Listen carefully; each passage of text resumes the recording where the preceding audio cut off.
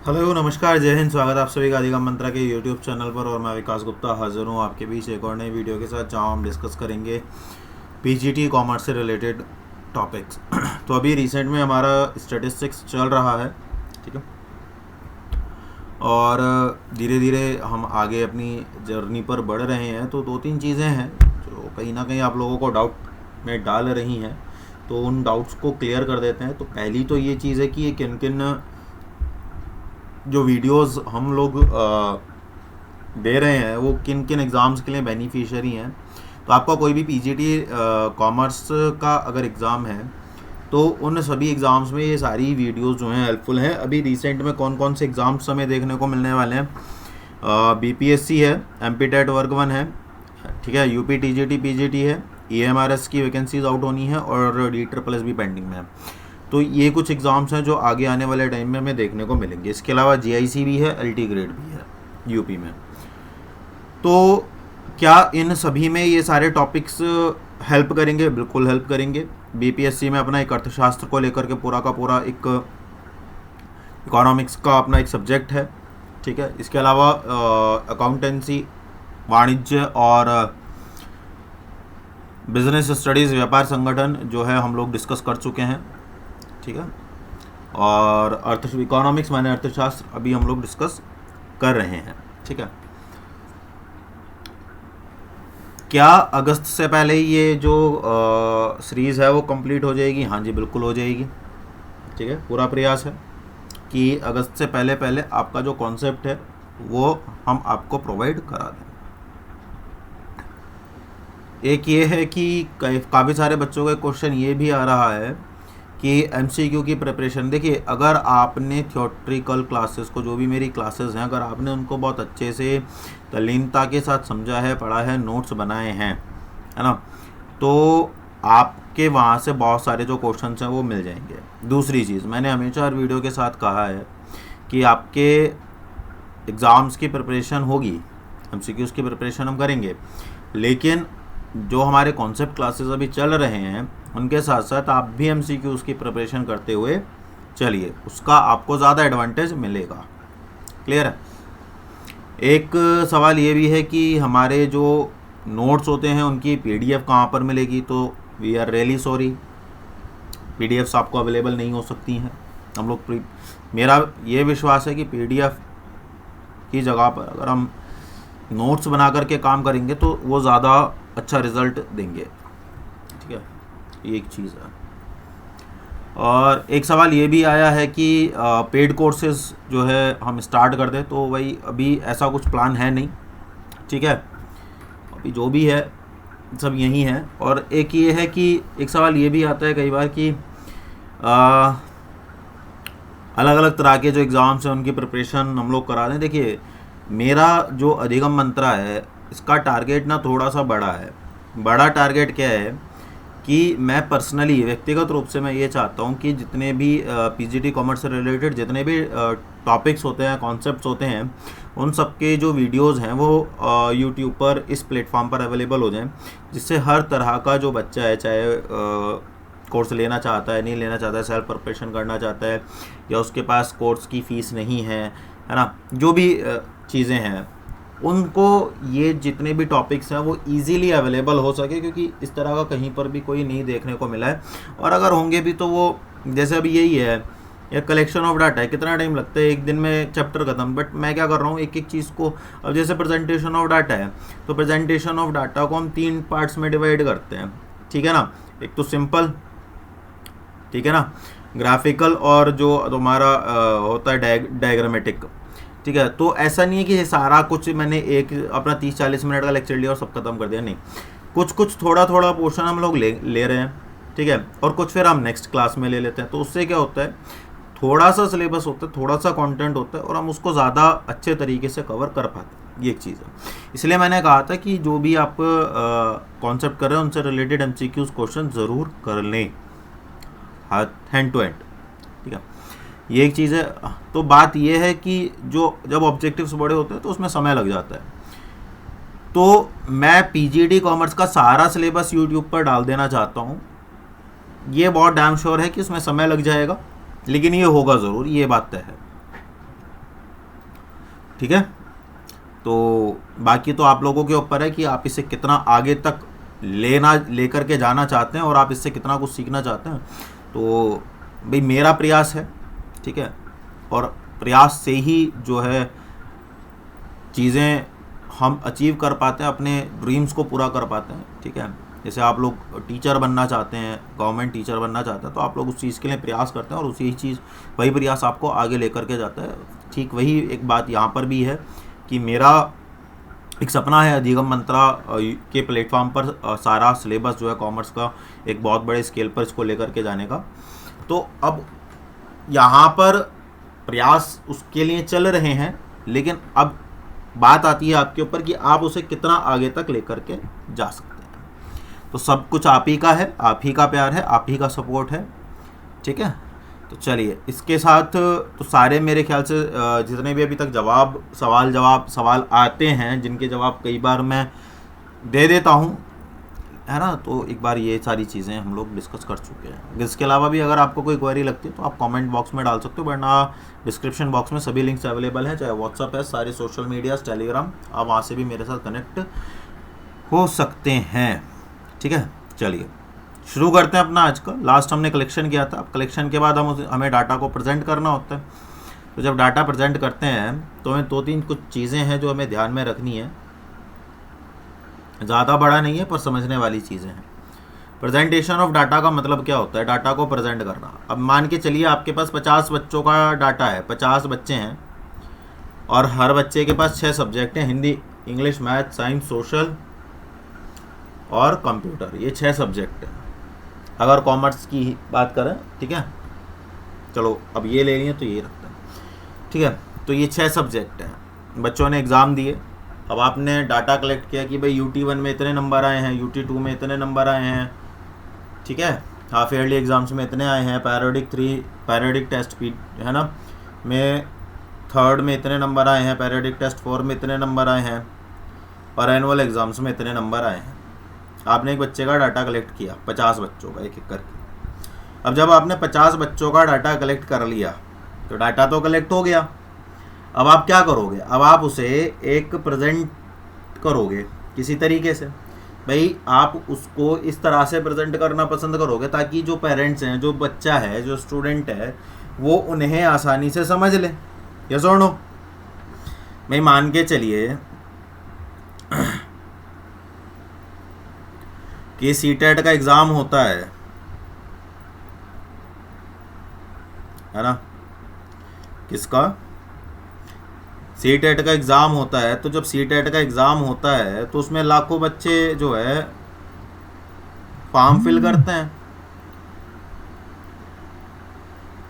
अब सब्जेक्ट्स तो वही है, हिंदी, इंग्लिश, मैथ, है ना, और पेडागोगी, 4 सब्जेक्ट अपने पास होते हैं। एक कोई बच्चा सिंगल पेपर भरता है, कोई दोनों पेपर भरता है।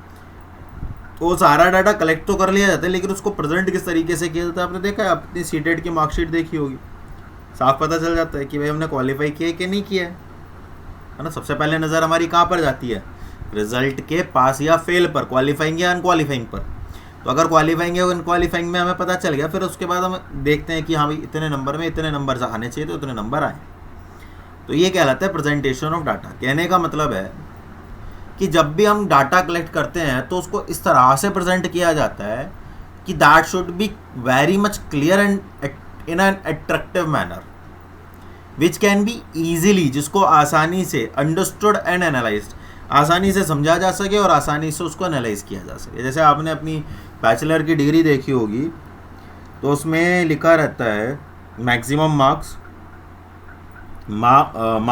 मिनिमम मार्क्स रिक्वायर्ड और मार्क्स ऑब्टेन्ड। तो कहने का मतलब क्या है कि आप एनालाइज, आप एक तो समझ पा रहे हो कि भाई 80 नंबर का पेपर है मान के चलिए, ठीक है। तो 80 में से अपने को 26 नंबर लेकर के आने हैं, मिनिमम रिक्वायरमेंट है, और आपके नंबर आए हैं 23। कितने नंबर कम आ गए? 3 नंबर कम आ गए। तो आप एनालाइज कर पा रहे हो इस चीज़ को? तो बेसिकली 3 तरह से ये काम करता है, एक तो टेक्सचुअल, टैबुलर और डायग्रामेटिक, माने आरेखीय पद्धति। अब आज जो है हम ये दोनों चीज़ें डिस्कस करेंगे, केवल पाठ्य प्रस्तुति और सारणीबद्ध प्रस्तुति। एक छोटा छोटा सा जो है इसमें मैं एग्जांपल आपको बता देता हूँ ताकि आप इसको आसानी से समझ सकें। टेक्सचुअल तो आप समझिए कि पैराग्राफ में होता है,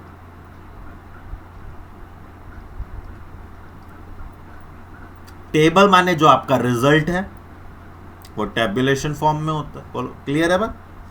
तो यहां तक तो कोई दिक्कत होनी नहीं चाहिए, है ना? अगर हो तो कमेंट कर देना। तो सबसे पहले हम टेक्सचुअल की बात कर लेते हैं। तो टेक्सचुअल प्रेजेंटेशन होती क्या है और इसके अंदर हम करते क्या हैं? टेक्सचुअल माने जो रिटन में है, जैसे there are 50 students, 30 students are boys and the 20 students are belongs to the girls category. तो ये क्या है? ये टेक्सचुअल फॉर्मेट है। क्लियर है? चलिए आगे बात करते हैं। मेरे ख्याल से दिख रहा होगा, ठीक है? चलिए बाकी मैं पढ़ता रहूंगा, ठीक? चलिए, तो यहां पर जब हम बात करेंगे तो यहां पर एक चीज का हमें ध्यान में रखना है।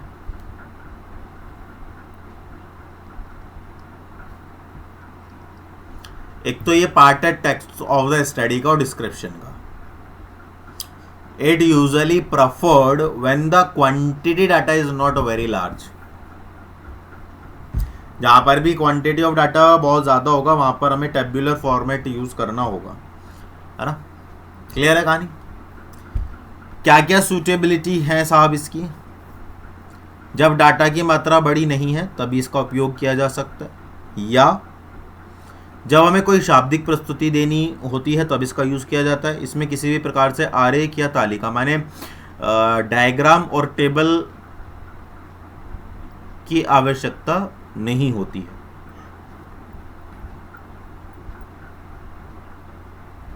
क्लियर हो गई ये वाली बात? एडवांटेज क्या है? आप उसकी विस्तृत व्याख्या कर सकते हो। एक केस स्टडी के तरह से ये काम करता है। क्वालिटेटिव डाटा जो है माने गुणात्मक प्रस्तुति की जा सकती है, ठीक है? और अगर छोटे छोटे सेट हैं माने स्मॉल डाटा है तो उसको टेक्सचुअल फॉर्मेट में आसानी से लिखा जा सकता है। अब एक बात बताओ,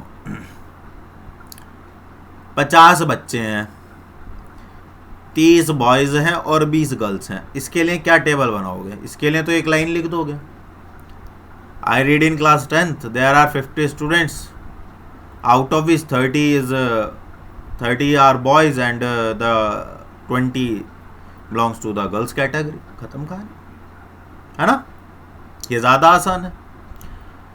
It provides extensive data in the form of text। माने इसमें आप ज़्यादा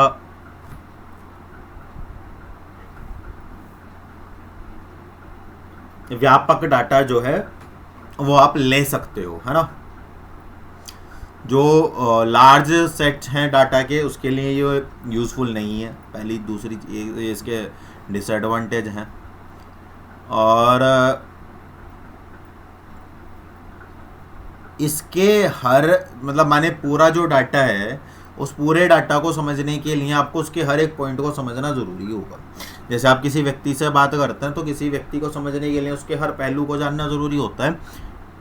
ऐसे ही जब आप किसी विषय पर बात करते हैं तो उस विषय के बारे में आपको जान लेना जो है ज़रूरी होता है, ठीक है? कई बार देखिए, बहुत सीधी एक सिंपली बात बता देता हूँ। कुछ आंकड़े तो टैबुलेशन फॉर्म में होते हैं और कुछ आंकड़े जो है टेक्सचुअल फॉर्म में होते हैं। तो यहाँ पर टेक्सचुअल फॉर्मेट में जो आंकड़े हैं उनकी बात चल रही है। जैसे आप न्यूज़पेपर देखते हैं तो न्यूज़पेपर में टैबुलेशन फॉर्मेट से ज़्यादा टेक्सचुअल प्रेजेंटेशन के ऊपर फोकस किया जाता है, ठीक है? या जैसे यही एक है, ठीक है? जैसे इसके बाद मैंने एक उदाहरण के तौर पर ले लेता हूँ। यहाँ पर क्या है, यहाँ पर आपको टेबुलेशन में क्या होता है? टेबुलेशन में जैसे यहाँ पर मैंने टेबुलर प्रेजेंटेशन दी है, एक ही पेज पर ऑब्जेक्टिव भी आ गए, फीचर भी आ गए और मेरिट्स भी आ गए। अब यही अगर मैं टेक्सचुअल में करता तो इसके लिए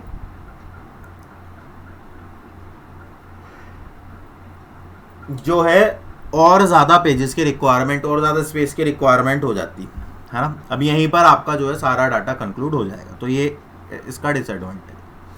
चलिए इसके बाद बात करते हैं हम टेब्यूलर प्रेजेंटेशन। टेब्यूलर माने जो टेबल में है। अब आपके सामने टेबुलेशन फॉर्मेट में ही है, लेकिन अगर आप बुक में पढ़ोगे तो बुक में आपको ये जो है टेक्सचुअल फॉर्मेट में मिलेगा, पैराग्राफिटिकल फॉर्मेट में मिलेगा। तो टेबुलर फॉर्म में क्या होता है कि जब आप किसी भी डाटा को ऑर्डरली सिस्टमेटिकली प्रेजेंट करते हैं, ठीक है ना, तो उसको क्या कहा जाता है, उसको टेबुलर फॉर्मेट कहा जाता है। इसके क्या क्या फ़ायदे हैं, क्या क्या ऑब्जेक्टिव हैं। एक तो इसमें कॉम्प्लेक्स से कॉम्प्लेक्स डाटा जो है आसानी से बना दिया जाता है। अब जैसे माने KVS है या कोई भी मैरिटल लिस्ट निकल करके आती है, या आपका जो है सीटेट का रिजल्ट निकल करके आता है, तो वहाँ क्या होता है कि आपको आसानी से, माने कितना बड़ा डाटा है, जैसे सपोज करो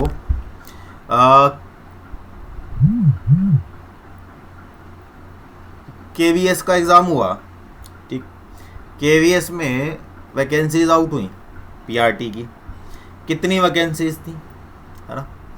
अब उनमें से केवल उतनी तो कैंडिडेट्स बुलाए नहीं गए होंगे, जाहिर सी बात है। कितने कैंडिडेट्स को बुलाया गया, ज़्यादा कैंडिडेट्स को बुलाया गया। अब जब ज़्यादा कैंडिडेट्स को बुलाया गया, माने मान के चलते रहिए बस, ठीक है, अजम्पशंस चल रहे हैं खाली। तो जब उनको बुलाया गया तो हर व्यक्ति के लिए अपना नाम ढूंढना आसान है कि कठिन काम है, आसान काम है। उन्होंने क्या किया, उन्होंने एप्लीकेशन नंबर, रजिस्ट्रेशन नंबर, नाम, फादर नेम,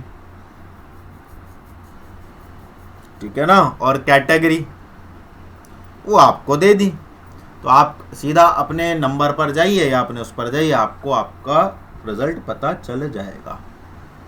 ये सुनो, अब वहीं पर अगर जैसा डाटा उन्होंने रिसीव किया था एज इट इज़ वो डाटा उठा करके आपको दे देते, या उसको टेक्सचुअल फॉर्मेट में दे दिया जाता, उसको टेबल के फॉर्मेट में प्रिपेयर नहीं किया जाता, तो आपके लिए उसको समझना क्या हो जाता, मुश्किल हो जाता। तो इसमें हुआ क्या कि आपका जो कॉम्प्लेक्स से कॉम्प्लेक्स डाटा है वो क्या हो गया, सिंपल हो गया, आसान हो गया, ठीक है। स्पेस बच गया, जो जिसका जिक्र अभी हमने किया था। आप आसानी से कंपैरिजन कर सकते हो, ठीक है। जैसे आपने देखा होगा कि माने यहाँ पर ईयर्स दिए हुए हैं और यहाँ पर इनकम दी हुई है, यहाँ पर एक्सपेंस दिया हुआ। अब यहाँ पर आप इजीली कंपैरिजन कर लोगे, आप इनकम में से एक्सपेंसेस माइनस कर दो, आपका इजीली कंपेयर हो जाएगा। या आप यहाँ पर सीधा सीधा कह दो कि प्रॉफिट है। तो जब आप प्रॉफिट यहाँ पर देखोगे कि भाई जैसे एक पहले ईयर में आपका प्रॉफिट 500 का हुआ, दूसरे ईयर आपका प्रॉफिट 700 का हुआ, तो आपने यहाँ पर भी कंपैरिजन कर लिया कि भाई 200 रुपये जो है फालतू के मेरे को प्रॉफिट हुए हैं, ठीक है। और यहाँ पर आप कोई रेफरेंस ऐड करना चाहते हैं तो वो भी आप ऐड कर पाते हैं, ये एक चीज़ है। फीचर्स क्या हैं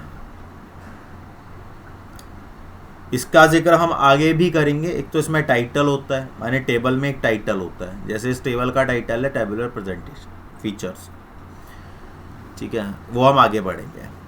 मैनेजेबल साइज, इसमें आप छोटा डाटा भी लिख सकते हो, बड़ा डाटा भी लिख सकते हो। देखने में बड़ा अट्रैक्टिव होता है, पढ़ने में मज़ा आता है, कंपैरिजन कर पाते हैं, चीज़ें समझ में आती हैं, ईजी होती हैं, सिंपल होती हैं, है ना। फिट विद द ऑब्जेक्टिव, ये ऑब्जेक्टिव जैसे मैंने कहा कि भाई मैंने अपने अकाउंटेंट से बोला कि भाई मेरे को इनकम और एक्सपेंडिचर जो है पिछले 7 सालों के इनकम और एक्सपेंडिचर के स्टेटमेंट्स निकाल करके देते। अब उन भाई साहब ने क्या किया कि भाई सर ने क्या मांगा है, सर ने मांगा है इनकम और एक्सपेंडिचर। तो उसने क्या किया, उसने 3 कॉलम बनाए, ईयर, इनकम और एक्सपेंडिचर, और ये 3 खा के खींच दी और उन्होंने दे दिया।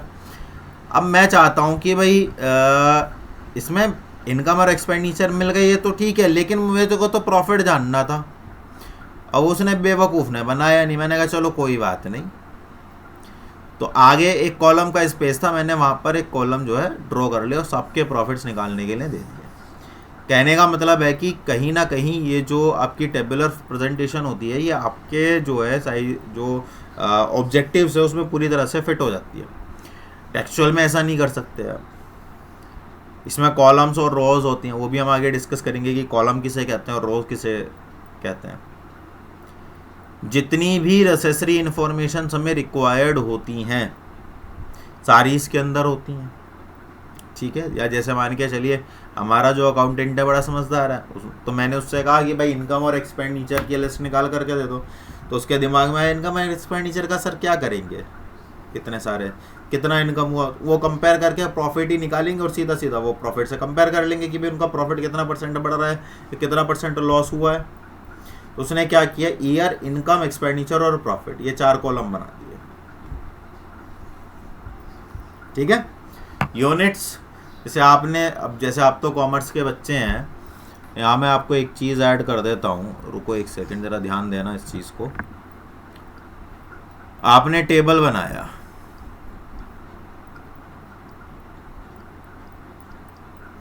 यहाँ पर आपको अमाउंट लिखनी है और अमाउंट है किसमें, लैक्स में। तो आपने क्या किया, आपने यहाँ पर लिख लिया लैक्स, जैसे 5 लाख है तो अब आपने यहाँ पे 5 लिख दिया, बंदा आसानी से समझ जाएगा। यूनिट का मतलब है ये, इसी को यूनिट कहा जाता है। अब बंदा आसानी से समझ जाएगा, यहाँ 5 नहीं, यहाँ 5 लाख की बात हो रही है, 7 या 7 लाख की, 7 की नहीं 7 लाख की बात हो रही है, समझ गए, इसको कहा जाता है यूनिट। जैसे कई बार आपने देखा होगा 000 लिखा हुआ, या यहाँ पर लिखा हुआ है हाइट, तो साथ साथ में लिखा हुआ है इन सेंटीमीटर या इन इंच, है ना, या वेट लिखा हुआ है तो वेट में लिखा हुआ है ग्राम या किलोग्राम, तो ये क्या है, ये यूनिट्स हैं। इस तरह को हम क्या बोलते हैं, यूनिट्स बोलते हैं। सूटेबल होता है और साइंटिफिकली प्रिपेयर्ड किया जाता है, हर चीज़ को ध्यान में रखा जाता है, जैसे आप अकाउंटेंसी के फॉर्मेट पर करते हैं उस तरह से। आप इजीली उसको ब्रीफ कर सकते हो, सिंपली प्रेजेंट कर सकते हो, कंपैरिजन फैसिलिटेट कर सकते हो, एनालाइज कर सकते हो, उसके जो करेक्टरिस्टिक्स हैं उसको हाईलाइट कर सकते हो, कॉस्ट इफेक्टिव है, टाइम बचाता है, टाइम इफेक्टिव भी है, और रेफरेंस प्रोवाइड कराता है, ये कुछ चीज़ें हैं।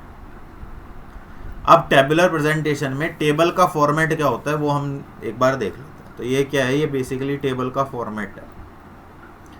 अब मेरे हिसाब से तो आपको दिखना चाहिए, बट फिर भी मैं इसको थोड़ा सा ना बड़ा कर देता हूँ।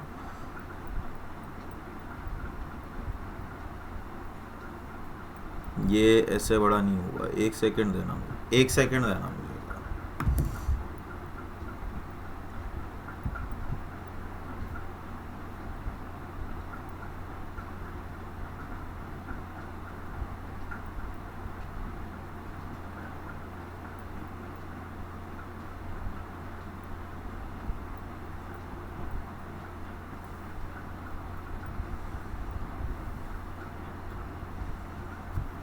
एक सेकंड देना बस।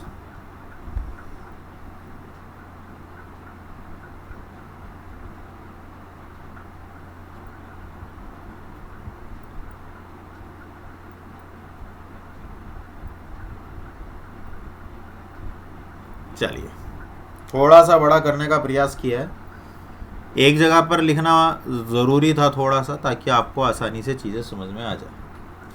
तो सबसे पहले तो अपने को ये पता होना चाहिए कि क्या क्या इसके अंदर कंटेंट होता है। देखिए,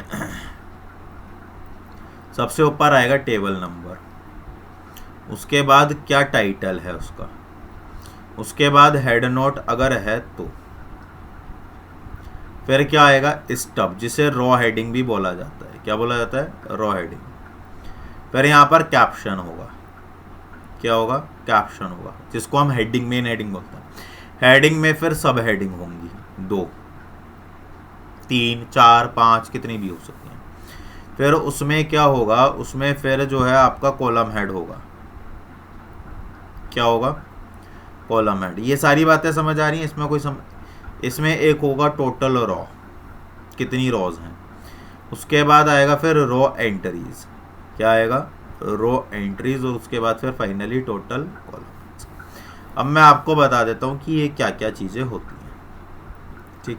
अब इसमें 2 चीज़ें और भी मैं ऐड कर देता हूँ, यहाँ पे मैंने लिखा हुआ तो था यार, 1 मिनट देना, क्या क्या गड़बड़ हो रहा है आज मामला।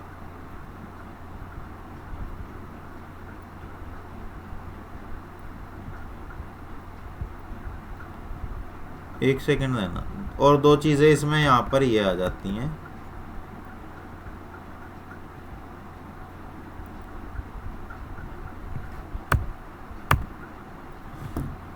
ठीक है, एक सोर्स नोट आ जाता है फिर 11वें नंबर पे, और एक 12वें नंबर पे फुट नोट आ जाता है। ये 12 जो है चीज़ें होती हैं इसमें। क्लियर कहानी। अब यहाँ पर देखते हैं, देखो टेबल नंबर आ गया पहला, लिटरेसी ये क्या हो गया, ये हमारा टाइटल हो गया। क्या है title? Literacy in Bihar by sex and location. Sex and location के आधार पर बिहार में लिटरेसी क्या है, माने रूरल और अर्बन में मेल और फीमेल में क्या इसमें है। तीसरा हो गया हेड नोट, माने जो डाटा है वो किस में, परसेंट में है, जिसको हम यूनिट भी कहते हैं। अब इसमें क्या आ गया, इसमें रॉ हेडिंग आ गई है ना, जिसको हम स्टब बोलते हैं। ठीक है, तो रॉ हेडिंग आ गई 4, और एक आ गया अपने पास कॉलम हेडिंग, ये वाला जो है 5। उसमें फिर ये 2 आ गए, रूरल और अर्बन 6। उसमें फिर आ गया टोटल 7। अब यहाँ पर जो यहाँ पर हमने बात करी थी रो एंट्रीज की, ये क्या है 8 है ना, और ये क्या हो गया आपका 9। ठीक है ना, क्या हो गया अपने पास 9। इसका टोटल एक सेकेंड 3 4 5 6 7 8 9, हाँ ठीक है। यहाँ पर आ गया सोर्स नोट, माने सेंसस ऑफ इंडिया 2000, उसका क्या रेफरेंस है। रेफरेंस हमने बात करी थी ना कि रेफरेंस भी देता है। इसके बाद आ गया फुट नोट। फुट नोट में क्या आ गया, figures are rounded to 2 digit after decimal, माने डेसिमल के बाद 2 जो है डिजिट उनको राउंडेड किया गया है। जैसे यहाँ पर 6.667 होगा तो 0.67 कर दिया इसको हटा करके, इस तरह से। तो ये हमने कुछ चीज़ें की हैं इसमें 11। अब इसमें क्या नहीं है, इसमें सब हेडिंग नहीं है, लोकेशन की सब हेडिंग नहीं है बस। तो इस तरह से जो है हम किसी भी टेबल को फॉर्मुलेट करते हैं। अब यहाँ पर ये आपको जानकारी होना ज़रूरी है कि किस चीज़ को क्या कहा जाता है। यहाँ पर मैंने आपको पूरी जो है प्रेजेंटेशन एक बार दे दी है, और मेरी आप सबसे एक गुजारिश ये भी है कि आप इसको ना एक बार दोबारा से देखिएगा कि कहाँ पर क्या चीज़ें हैं। इसके बाद आता है काइंड्स ऑफ टेबल। क्या है कि पर्पस के अकॉर्डिंग, भाई एक तो जनरल पर्पस होता है, फॉर्मली हमने कोई टेबल बनानी थी अपने किसी छोटे मोटे काम के लिए, वो हमने बना ली। ठीक है, जैसे घर का कोई खर्चा था उसके लिए हमने, जैसे हम मीटिंग के लिए, बिजनेस मीटिंग के लिए बाहर गए तो हमने कोई एक टेबल बना ली। एक होती है स्पेशल पर्पस, जो किसी विशेष कार्य के लिए बनाई जाती है। टेबलिश, अच्छा टेबल के अंदर का जो कंटेंट है, जो अभी हमने पढ़ा था, कंपोनेंट जो है वो हमारे ऑब्जेक्टिव, सूटेबिलिटी, हमारे डाटा, इन सब के ऊपर डिपेंड करता है। ये कोई फिक्स्ड नहीं है, ये चेंज हो सकते हैं। इसको आप अपने अकॉर्डिंगली क्या कर सकते हो, मॉडिफाई कर सकते हो। क्लियर है ये वाली बात। इसके बाद ओरिजिनलिटी के, तो एक तो होती है ओरिजिनल टेबल, वास्तविक, है ना, और एक क्या होती है, एक होती है डेराइव्ड। डेराइव्ड माने जिसको आपने बनाया है। अब यहाँ पर समझने वाली बात ये है कि एक तो ओरिजिनल टेबल है जिसमें ओरिजिनल डाटा है, और एक डेराइव्ड है जिसको आपने मॉडिफाई करके उसको और ज़्यादा सिंपलेस्ट और इजीएस्ट फॉर्म में कन्वर्ट कर दिया है ना। एक होता है सिंपल और वन वे टेबल। सिंपल और वन वे टेबल माने ये क्या है, ये सिंपल और वन वे है, इसमें लोकेशन जो है बिहार की है। ठीक है, अब 2 वे में क्या होता है, जैसे 11th के बच्चे हैं और 12th के बच्चे हैं, इनको हमने 2 पार्ट में डिवाइड कर दिया, बॉयज़ गर्ल्स, बॉयज़ गर्ल्स। तो ये क्या हो गया, ये 2 वे हो गया। 3 वे में क्या होता है, मतलब ट्रिपल में क्या होता है, एक और ऐड ऑन हो जाएगा,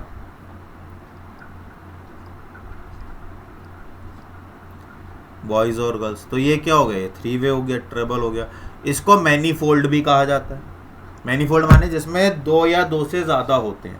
तो उसको ट्रेबल भी कहा जा सकता है, माने 4 5 6 7 8 है तो वो मैनीफोल्ड हो गया। तो ये क्या है, ये आपके टेबल्स के जो हैं काइंड्स हैं, प्रकार हैं। और मुझे इसके बाद हमारी जो चर्चा होगी वो डायग्रामेटिक प्रेजेंटेशन के ऊपर होगी, ठीक है। तो वो एक अपने आप में एक अच्छा खासा टॉपिक है, तो उसको भी हम लोग क्या करेंगे, डिस्कस करेंगे। फिर भी अगर आपको कोई क्वेरी लगती है, कोई प्रॉब्लम आती है, तो आप मुझे कमेंट बॉक्स में कर सकते हो। बाकी you can also join us on the various platforms, ठीक है, जिनका जो लिंक है वो डिस्क्रिप्शन बॉक्स में आपको इजीली मिल जाएगा, ठीक है। तो मिलेंगे कल आपसे एक नई वीडियो के साथ, तब तक अपना ख्याल रखिए, खुश रहिए, मस्त रहिए, ठीक है। और चैनल को लाइक, शेयर और सब्सक्राइब करते रहिए। अगर आपने कुछ नया सीखा है तो आप डेफिनेटली इसको सब्सक्राइब कीजिएगा और अपने फ्रेंड्स, कलीग्स और जितने भी सोशल मीडिया प्लेटफॉर्म्स हैं वहाँ पर ज़रूर शेयर कीजिए, ठीक है। चलिए मिलेंगे कल आपसे एक नई वीडियो के साथ, तब तक अपना ख्याल रखिए। जय हिंद।